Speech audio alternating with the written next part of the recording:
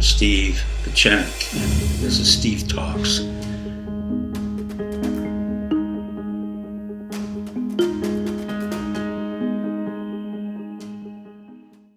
Hello, Mr. and Mrs. America. I'm Dr. Steve Pieczenik, and I want to wish all our American and French friends a happy Bastille Day. July 14th represents the day that the Bastille was attacked by the French citizens between the era of 1789 and 1799. The French were inspired by our own revolution in 1776.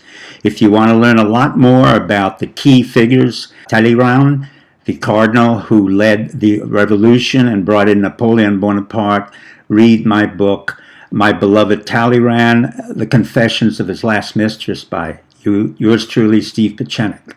Now to the real news. Usually, the news would cover the fact that Trump made an incredible deal with the French, in particular President Macron.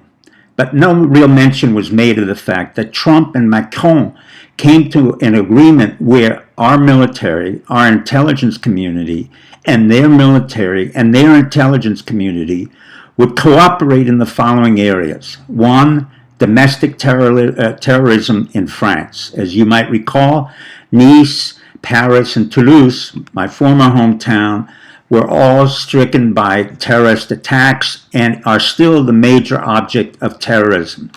Number two, the issue was immigration. For France, it has been a real problem for the past 40 to 60 years, where the immigration is coming in from what's called the Maghreb, or North Africa. In particular, the people coming in on the third generation of Algerians, Moroccans, Tunisians, and others from North Africa are coming into France, acquiring French citizenship, but still retaining their fundamentalist Islamic religion. That's a problem for French intelligence, but I can assure you that the domestic French intelligence surveillance and electronic capacity is quite formidable. It's equal to that of the United States or to any other country in the world. The second issue that was brought up is our presence, the United States presence, in the country of Djibouti, particularly at a camp called Le Monnier. And we have sent over thousands of American troops to go to Le Monnier, which is really a French colony, in order to assist the fighting forces of Sudan, Somalia, Eritrea, Ethiopia.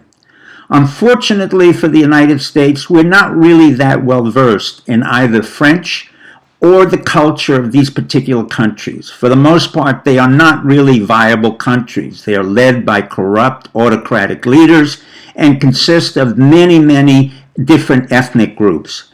Who knows them very well? Of course, France.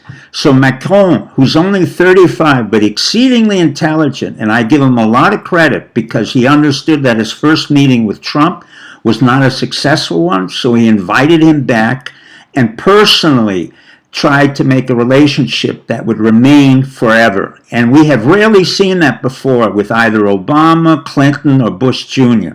So I give my kudos to Macron.